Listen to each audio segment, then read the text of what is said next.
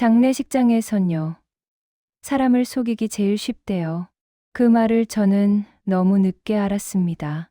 저는 그날 장례식장 주차장에서 돈을 보냈습니다.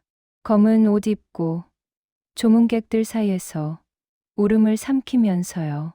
그리고 그 돈은 부의금도 아니고 화환비도 아니고 그냥 제 인생에서 증발해버린 돈이었습니다. 사람들이 물어봐요. 장례식장에서 어떻게 사기를 당해?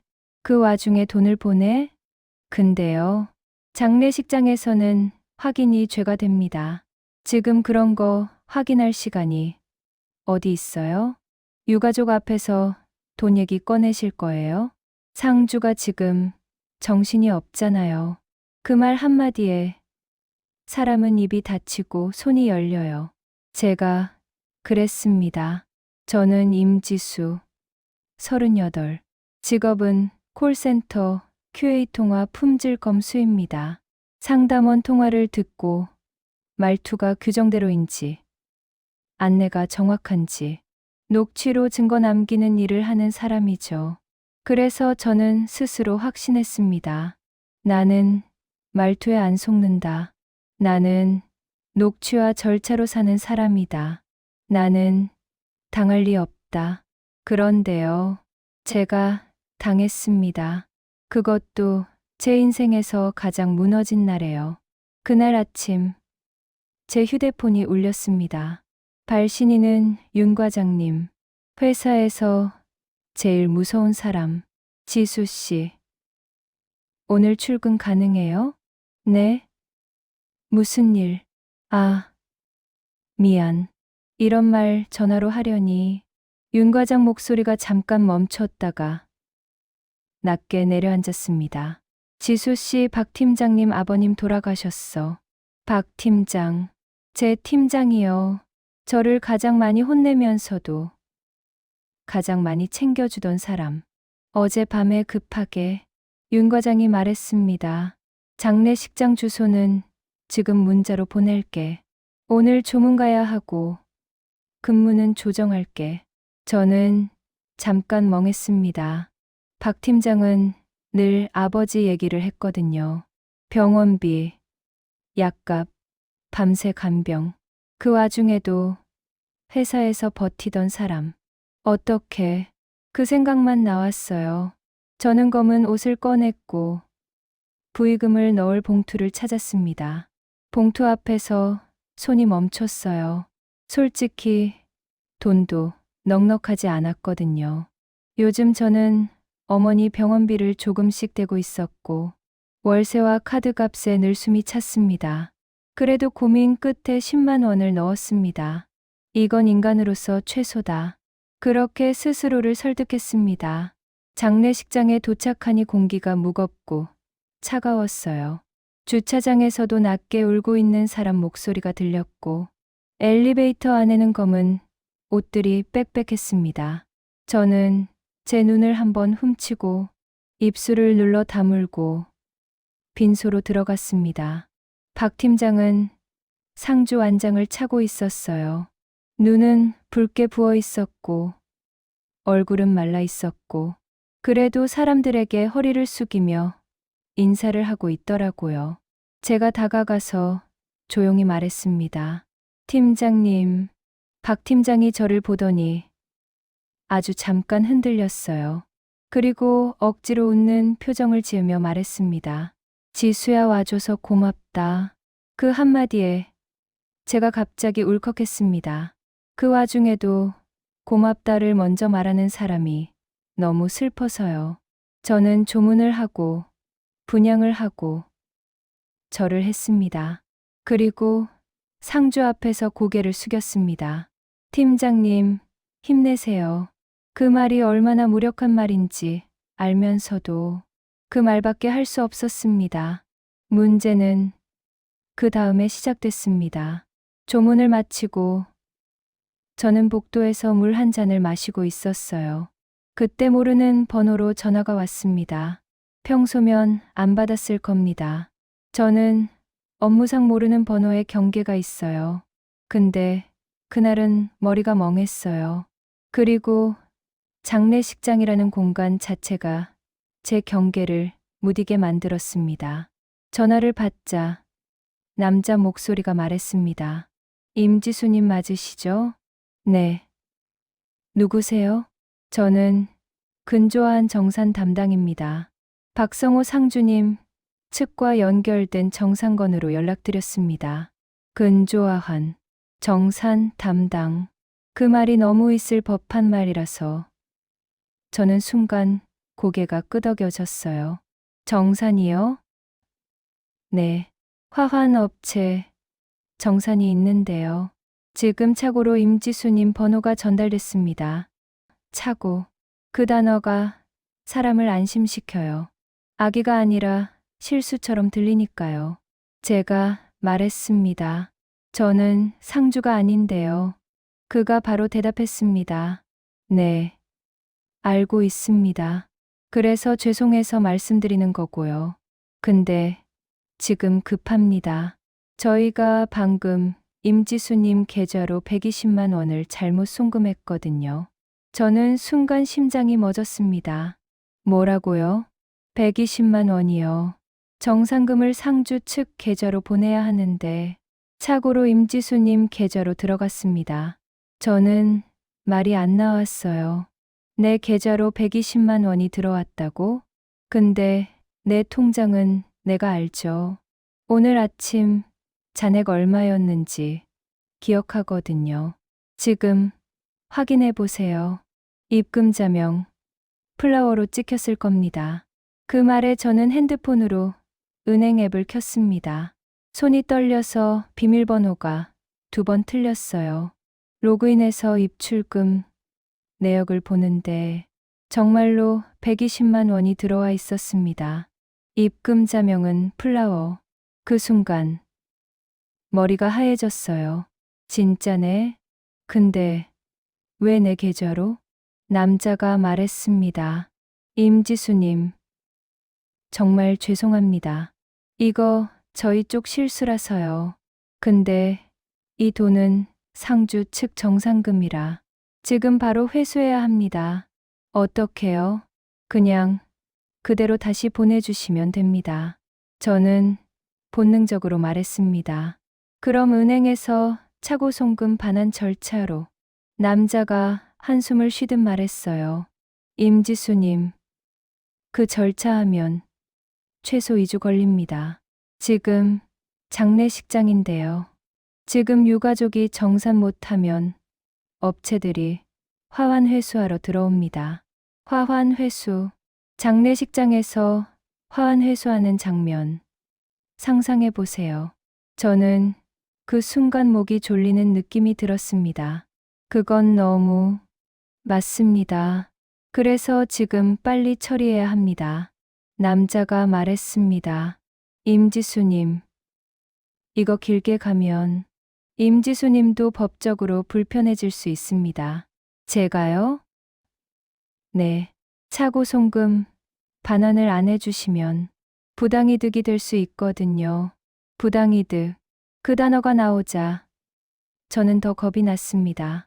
저는 법을 잘 모르지만 적어도 부당이득이란 말이 무겁다는 건 알았어요. 제가 낮게 말했습니다. 지금 제가 장례식장이라. 남자가 바로 말했습니다. 알죠. 그래서 더 부탁드리는 겁니다. 임지수님이 지금 제일 가까운 분이라서요. 가까운 분이라는 말이 이상했는데도 그때 저는 생각을 못했어요. 그냥 나 때문이면 안 된다는 마음이 더 컸습니다. 남자가 계좌번호를 불렀습니다. 국민 예금주 박성호. 박성호. 제 팀장 이름, 상주 이름. 저는 그 이름이 나오는 순간 완전히 믿어버렸어요. 아, 이게 팀장 쪽 정산이구나. 내가 빨리 돌려줘야 한다. 제가 말했습니다. 알겠어요. 지금 보내드릴게요. 남자가 말했습니다. 감사합니다. 임지수님, 정말 복 받으실 겁니다. 저는 120만 원을 그대로 이체했습니다. 이체하고 나서도 손이 떨렸습니다. 이상하게 기분이 나빴는데 그건 좋은 일 했다는 기분이 아니라 뭔가 큰 걸 저질렀다는 기분이었어요. 남자가 말했습니다. 확인했습니다. 정말 죄송했고요. 혹시 나중에 불편하실까봐 제가 문자로 차고 송금 반환 확인 남겨드릴게요. 그 말에 저는 안심했습니다. 그런데 그 문자 오지 않았습니다. 여기서 끝이었으면 저는 그냥 이상한 하루로 넘겼을지도 몰라요. 근데 사기는 한 번으로 끝나지 않습니다. 사기는 피해자가 의심을 하기 시작한 순간부터 더 빠르게 덮쳐요. 저는 빈소로 다시 들어가서 팀장 얼굴을 봤습니다. 그 얼굴을 보니까 갑자기 생각이 들었어요. 팀장에게 말해야 하나? 근조한 정산이 잘못 들어왔었다고?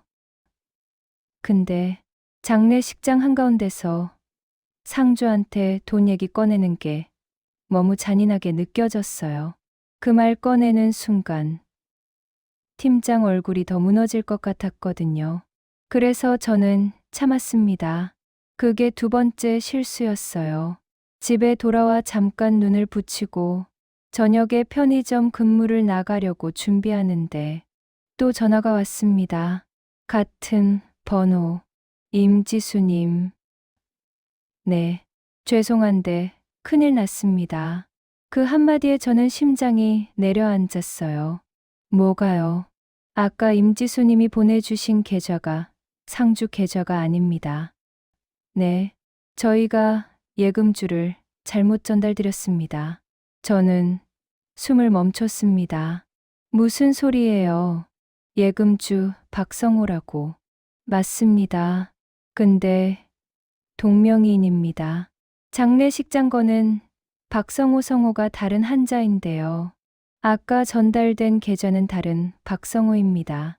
너무 말이 안 되는데 이상하게 그때는 가능할 것 같기도 했어요.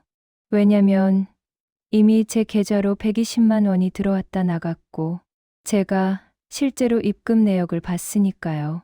현실이 아닌데 현실이 되어버린 느낌. 남자가 말했습니다. 임지수님, 이거 큰 문제로 번집니다. 어떻게요? 임지수님이 돈을 보낸 계좌로 이미 출금이 됐고 저희는 지금 상주 쪽에 정산을 못했습니다. 그럼 임지수님이 지금 다시 한 번만 도와주셔야 합니다. 저는 목이 말랐습니다. 제가 어떻게 도와요? 임지수님 계좌로 들어온 120만 원은 원래 저희가 상주 계좌로 보내야 했던 돈입니다. 그래서 제가 돌려줬잖아요. 그게 문제입니다. 임지수님이 돌려주셨는데 잘못된 계좌로 가버려서요. 저희는 지금 상주에게 다시 보내야 합니다. 저는 기가 막혀서 말이 안 나왔어요. 그럼 그쪽이 책임지고 남자가 한숨을 쉬었습니다. 임지수님, 지금 장례식장입니다.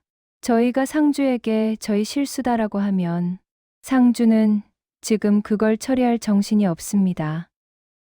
그리고 솔직히 말씀드리면 저희는 지금 회수 절차를 밟을 시간도 없습니다. 그럼요? 임지수님이 120만 원을 먼저 보내주시면 저희가 잘못 보낸 건 회수해서 임지수님께 다시 돌려드리겠습니다. 그 말이 됩니까? 근데요, 사기꾼들은 말이 되게 말해요. 임지수님, 제가 지금 통화 녹취 남기고 있습니다. 이거 회수해서 돌려드린다는 약속 드립니다. 녹취. 제가 하는 일도 녹취인데 그 단어가 나오자 저는 잠깐 흔들렸습니다. 저 돈이 없어요. 남자가 즉시 말했습니다. 임지수님, 그럼 대체 방법이 있습니다. 뭔데요?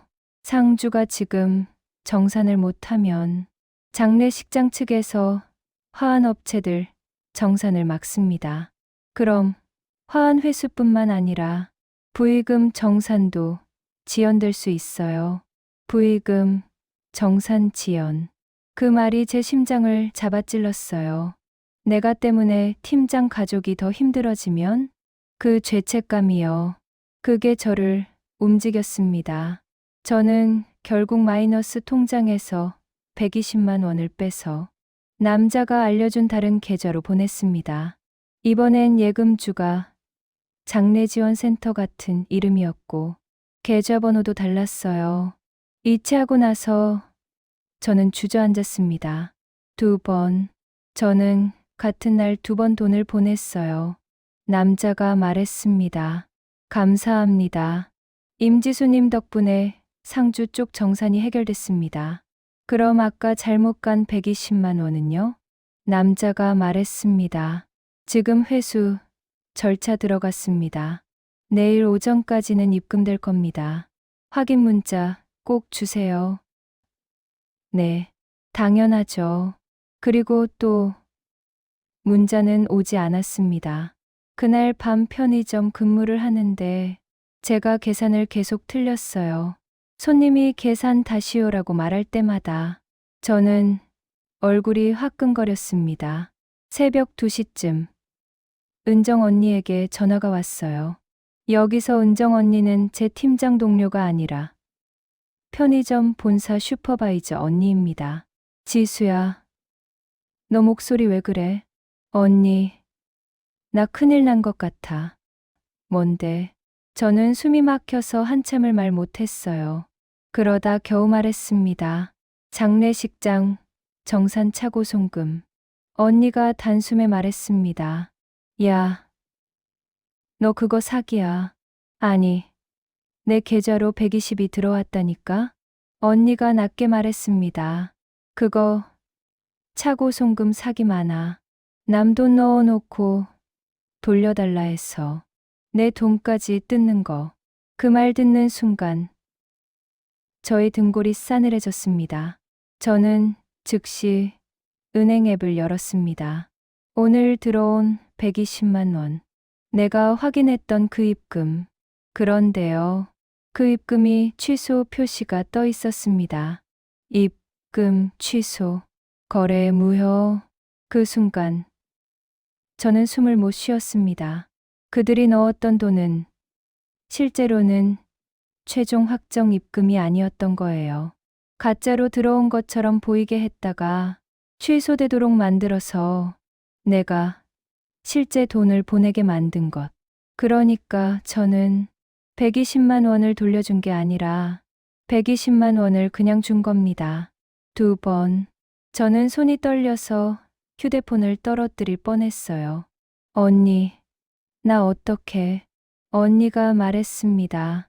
지금부터 내가 말하는 대로 해. 한 통화, 녹음 저장. 이 이체 내역 캡처. 3은행에 지급정지 요청. 4 경찰 신고. 지금 새벽인데 지금이 새벽이라 더 해야 해. 시간 지나면 돈 흩어진다. 그 말에 저는 바로 은행 고객센터에 전화했습니다.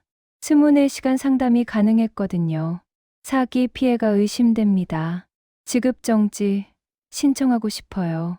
상담원이 물었습니다. 어떤 계좌로 송금하셨나요? 저는 계좌번호를 불렀습니다. 상담원이 말했습니다. 고객님, 해당 계좌는 이미 사기 이용 계좌 신고가 다수 접수된 계좌입니다. 그 말이 제 심장을 때렸습니다. 그럼 제가 일단 지금 바로 지급정지는 가능. 여부 확인 후 진행되고요. 경찰서 사건 접수 후 사건 번호를 제출하시면 추가 절차가 가능합니다. 저는 그날 새벽 근무를 끝내고 퇴근하자마자 경찰서로 갔습니다. 눈은 충혈돼 있었고 머리는 멍했고 손은 아직도 떨렸습니다. 경찰관은 제 이야기를 듣더니 딱 잘라 말했습니다. 차고 송금 사기입니다. 근데 입금자명이 화환업체였고 입금자명은 얼마든지 바꿉니다. 그리고 입금도 취소되는 구조로 보여주고 피해자 돈을 먼저 뜯어요. 그럼 장례식장 정산이라는 건 대부분 거짓입니다. 장례식장이라는 공간이 사람 판단을 흐리니까 그걸 이용한 거죠. 저는 그제야 분노가 올라왔습니다. 내가 바보라서가 아니라 그들이 장례를 이용했다는 게 너무 더러웠어요. 그럼 박 팀장님은요?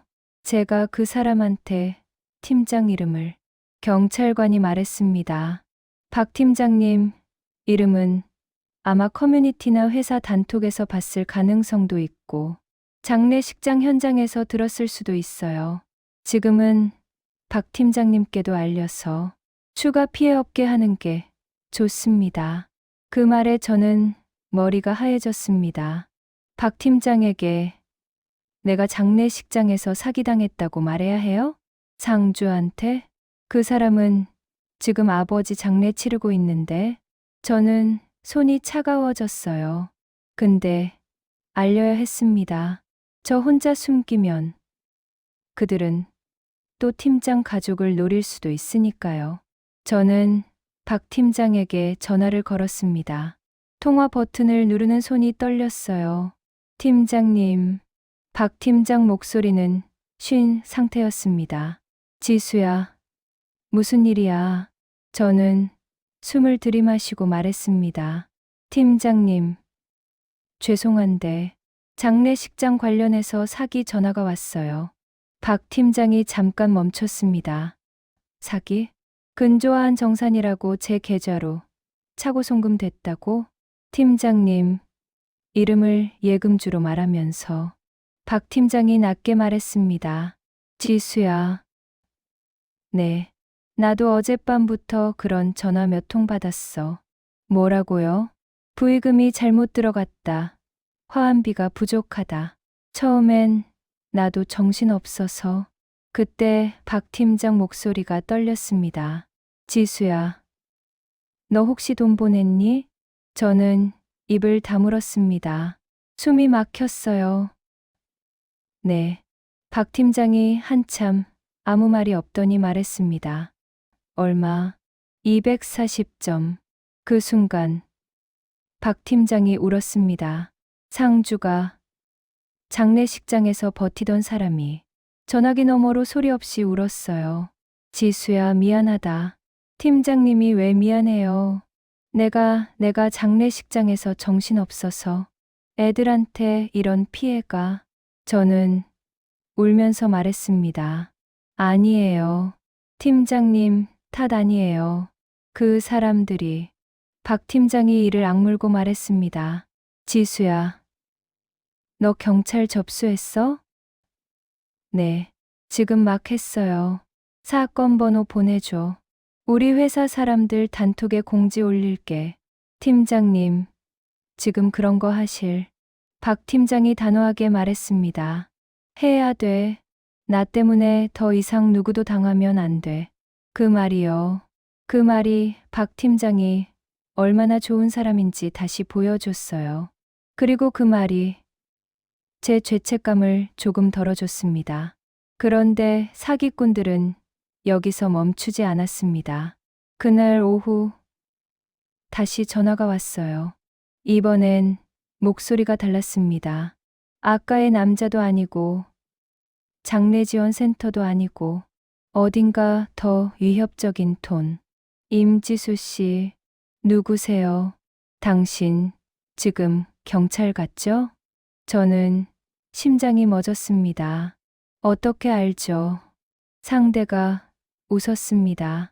당신이 이체한 돈, 우리 쪽에서는 다 추적돼요. 저는 손이 떨렸습니다. 사람을 겁먹게 만드는 말투였어요. 지금 이런 식으로 나오면 당신이 더 곤란해져요. 뭐가 곤란한데요? 상대가 낮게 말했습니다. 장례식장 정사는 민감합니다. 당신이 잘못 대응하면 유가족한테도 피해가 갈 수 있어요. 저는 이를 악물었습니다. 너희가 피해를 줬잖아. 상대가 말했습니다. 우리가 아니라 당신이요. 당신이 송금했잖아요. 그 말은 공범몰이였습니다. 너도 엮였어라는 협박. 저는 숨을 들이마시고 아주 낮게 말했습니다. 통화, 녹음 중이에요. 상대가 잠깐 멈췄다가 오히려 더 여유롭게 말했습니다. 녹음해서 뭐 하게요? 당신 폰에 있는 거 우리가 더 크게 퍼뜨릴 수도 있는데. 그 순간 제 심장이 얼어붙었습니다. 무슨 소리예요? 상대가 말했습니다. 당신이 장례식장에서 찍힌 영상, 사진, 요즘은 다 남아요. 저는 손이 떨렸습니다. 너희가 뭘 가지고 있는데? 상대가 비웃었습니다. 임지수 씨, 장례식장 CCTV 요청 들어가면 당신이 어디서 뭘 했는지 다 나와요. 우리는 그걸 사기로 만들 수도 있고 도난으로 만들 수도 있어요. 말도 안 되는 말이었지만 그 말이 무서운 이유는 하나였습니다. 제가 지금 너무 지쳐 있었거든요. 사람은 지치면 말도 안 되는 협박에도 흔들립니다. 상대가 마지막으로 말했습니다. 지금 240만 원은 그냥 수업료로 치고 끝내요. 대신 당신이 신고 취소하면 우리가 추가로 건드리지 않겠습니다. 저는 숨을 크게 들이마셨습니다. 그리고 말했습니다. 신고 취소 안 합니다. 상대 목소리가 차가워졌습니다. 그럼 당신은 각오해요. 전화를 끊었습니다. 저는 바로 경찰에 이 통화도 제출했습니다. 경찰관은 말했습니다. 공범몰이 협박 패턴입니다. 추가로 협박죄 강요죄 검토될 수 있어요. 그리고 번호는 차단하지 말고 증거로 모으세요. 그 말이 너무 무서웠어요. 차단하면 마음이 편할 것 같은데 차단하지 말고 모으라니 마치 독을 병에 담아두는 느낌이었죠. 며칠 후 회사에서 공지가 올라갔습니다. 박 팀장이 단톡에 올린 글, 장례식장 사칭, 차고 송금 사기 주의, 화한 정산부의금 차고, 전화 오면 절대 송금하지 말 것. 의심 시 바로 경찰 신고. 그 공지를 보고 회사 사람들이 줄줄이 댓글을 달았습니다. 저도 연락받았습니다. 저도 입금됐다가 취소됐어요. 헐, 저도 하마터면 보낼 뻔. 그때 저는 깨달았습니다. 저만 당한 게 아니었어요. 장례식장이라는 가장 약한 공간에서 사람들이 한꺼번에 당하고 있었던 겁니다. 그리고 그 며칠은 제 인생에서 제일 길었습니다. 돈은 빠져나갔고, 월세일은 다가오고, 카드값은 쌓이고, 저는 야간 근무를 더 늘렸어요. 웃긴 게 뭔지 아세요? 사기당하면 더 열심히 일하게 됩니다. 잃은 걸 메우려고요. 근데 그게 제일 위험해요. 사람이 더 지치거든요. 지친 사람은 또 당합니다.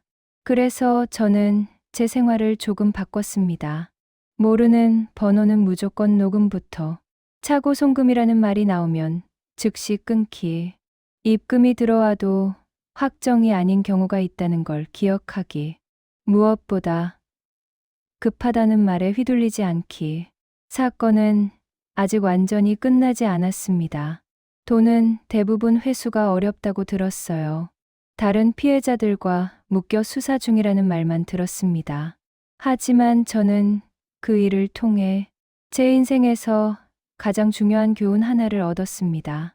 사기는 사람의 선함을 먹습니다. 제가 착해서 돈을 보낸 게 아니에요.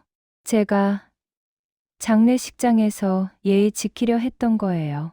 유가족 앞에서 확인하고 따지고 싶지 않았던 거예요.